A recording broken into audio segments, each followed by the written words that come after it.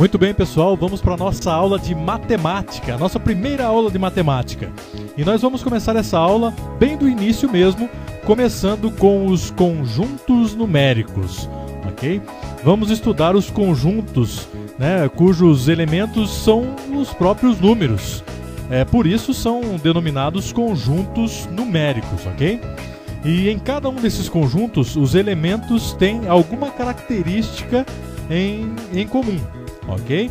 Então, no nosso estudo, nós vamos começar com o conjunto dos números naturais, que tem esse símbolo ali, o N maiúsculo, vamos dizer assim, ok?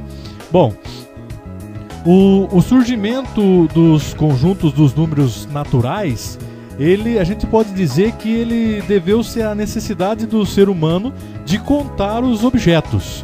Ok? Então nós temos aqui um exemplo dos números naturais, olha só, 0, 1, 2, 3, 4 e assim por diante, onde ali o N representa um elemento genérico, ou seja, qualquer número, ok? Nesse conjunto aí. Bom, os conjuntos numéricos, eles podem ser representados geometricamente, ok? Por meio de pontos dispostos numa reta, e essa reta é chamada reta numerada, ok? Nessa reta nós indicamos um ponto de origem, que aqui no caso corresponde ao número 0, ok?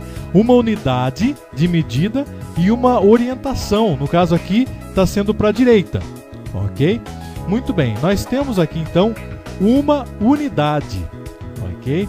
E para nós representarmos os elementos do conjunto dos números naturais, nós marcamos sobre essa reta aí outros pontos correspondentes aos números ali 2, 3, 4 e assim por diante, ok?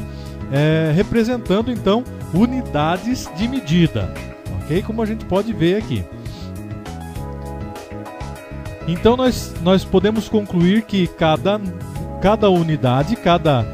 unidade ali equivale a um número natural, ok? Os conjuntos dos números naturais também possuem alguns subconjuntos importantes. Olha só, aqui nós temos o conjunto dos números naturais não nulos. Nós temos aqui o N, que representa o símbolo dos números naturais, e um asterisco. E na sua frente, 1, 2, 3, 4 e N. Ou seja, o conjunto dos números naturais não nulos significa os números naturais menos o número 0. Ok? O 0 não faz parte dos conjuntos dos números naturais não nulos. Conjunto dos números naturais pares. Ok? Aí sim entra o número 0, 2, 4, 6, 8, assim por diante, e 2n, ou seja, 2 vezes qualquer número natural, em que o n pertença aos números naturais, ok? Logo em seguida nós temos o conjunto dos números naturais ímpares, ok?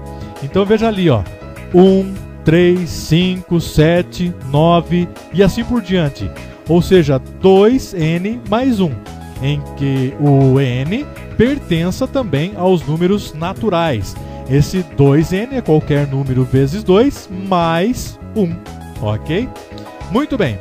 E também nós temos o conjunto dos números naturais primos. Ok? Quais são os conjuntos dos números naturais primos? 1, 3, 5, 7, 11, 13, ou seja, os números que podem ser divididos apenas por eles mesmos, ou seja, os números primos. Muito bem? Frente. Olha só, vamos para as operações com números naturais. Bom, no conjunto dos números naturais, nós temos por definição duas operações, a adição e a multiplicação, ok? Adição e multiplicação. Bom, qualquer que seja o número natural A ou B, então a soma desses números A e B e o seu produto também, eles devem ser números naturais. Olha ali, A mais B ou A vezes B tem que ser igual a um número natural. Por exemplo, 2 mais 5 é igual a 7. 7 é um número natural. Agora um exemplo aqui da multiplicação. 2 vezes 5 é igual a 10. 10 é um número natural também, ok? E vamos passar para a subtração. Já na subtração não ocorre o mesmo do que a adição e a multiplicação. Bom, por que isso não ocorre? Porque A menos B tem que ser um número natural. E isso só ocorre quando o A é igual ou menor a B. Por exemplo, aqui ó, nós temos o 7 menos 3, que é igual a 4. Ou seja, 4 é um número natural, ok? Agora, essa expressãozinha aqui, ó, x é igual a 3 menos 4. Nós sabemos que aqui vai dar um número negativo. Portanto, nós não teremos um número natural nesse exemplo aqui. Passando agora, estudando já os números naturais, nós vamos passar agora para o conjunto dos números inteiros. Bom, esse conjunto dos números inteiros, ele é formado por todos os elementos dos números naturais e também os seus opostos ou os simétricos. Então veja só essa imagem aqui, essa figura. Note que o n é um subconjunto do z, ou seja, os números naturais são um subconjunto dos números inteiros. Portanto, os números inteiros estão contidos nos números, ou melhor, os números naturais estão contidos nos números inteiros, ok? E representar geometricamente o conjunto dos números inteiros, na reta numerada, nós vamos utilizar os elementos dos números naturais, acrescentando os pontos correspondentes aos seus opostos. Veja ali que nós começamos com o zero está bem no centro, mas nós começamos essa reta com menos 4. Menos 4, menos 3, menos 2, menos 1. Aí sim o zero, e agora começam os números naturais em conjunto com os números inteiros, que é o 1, o 2, o 3, o 4 e assim por diante, ok? Então, os números inteiros são os naturais mais os seus opostos negativos, ok? Olha só, o conjunto dos números inteiros também possui alguns subconjuntos notáveis, como por exemplo, o conjunto dos números inteiros não nulos. Então nós temos aqui o z, que é a representação ali, o símbolo dos números inteiros, do conjunto dos números inteiros, mais um asterisco. Perceba que nós começamos ali o infinito para trás, com os 3 pontinhos, o menos 4, menos 3, menos 2, menos 1, e já começamos com 1, 2, 3, 4, os opostos dos números negativos, e assim por diante. Ou seja, os números inteiros não nulos são os números inteiros menos o número zero, ok? Os números inteiros agora não negativos. Veja que nós temos ali o símbolo dos números inteiros e um sinalzinho de mais embaixo.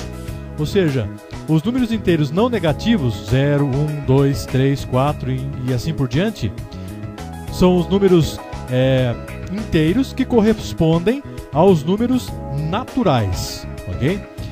Os números inteiros positivos agora, o z, símbolo dos números inteiros, mais o asterisco, ou seja, nós excluímos o zero desses números inteiros. E ali nós temos 1, 2, 3, 4 e assim, ok? Os números inteiros não positivos. Temos ali o z, representação dos números inteiros, e um sinalzinho de menos embaixo. Ou seja, menos 5, menos 4, menos 3, menos 2, menos 1, 0 e infinitamente ali para a esquerda, ok? Nós temos também o conjunto dos números inteiros negativos. Ali tá errado, ali ao invés de positivos, entenda negativos, ok? Números inteiros com um sinalzinho de menos e um asterisco. Ou seja, nós excluímos o número 0 dessa sequência numérica aqui, ok? Vamos estudar um pouquinho de módulos agora. Olha só. Vamos tomar como exemplo aqui o número 3 e o seu oposto, menos 3, nessa representação gráfica dessas unidades aqui. Nós observamos aqui que a distância entre 3 e o 0 é de 3 unidades. Por outro lado, a distância entre menos 3 e 0 também é de 3 unidades. Então nós dizemos, portanto, que o módulo ou valor absoluto de 3 é 3, ou seja, a distância entre 3 e o 0, ou o 0 e o 3. E indicamos dessa forma aí que você está vendo. Pela mesma reflexão, nós temos que o módulo ou valor absoluto de menos 3 é 3, ou seja, a distância entre o menos 3 e o 0, ok? E nós indicamos dessa forma aí. Então, de modo geral, nós chamamos de módulo ou valor absoluto um número inteiro x, a distância entre a origem e o ponto que representa esse número x, ok? Operações com os números inteiros. Então, olha só. No conjunto dos números inteiros, são definidas 3 operações ali: a adição, a subtração e a multiplicação. Ok? Qualquer que seja o número inteiro A ou B, a sua soma A mais B, a diferença A menos B ou seu produto A vezes B são ou devem ser números inteiros, ok? Já com a divisão isso não ocorre. Em números inteiros é possível realizar uma divisão em que o A é múltiplo de B.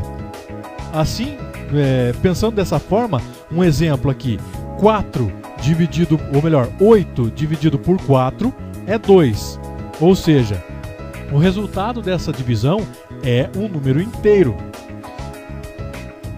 Mas não existe número inteiro tal que x é igual a 4 dividido por 8, por exemplo, para que o resultado seja um número inteiro, ok?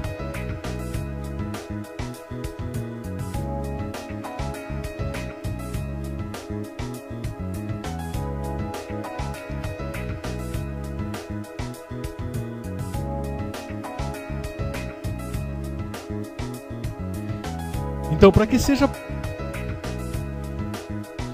seja possível essa divisão, realizar essas divisões aí, por exemplo, 4 dividido por 8, é necessário ampliar o conjunto dos números inteiros, formando assim o conjunto dos números racionais, que é o que nós vamos estudar na próxima aula de matemática, ok?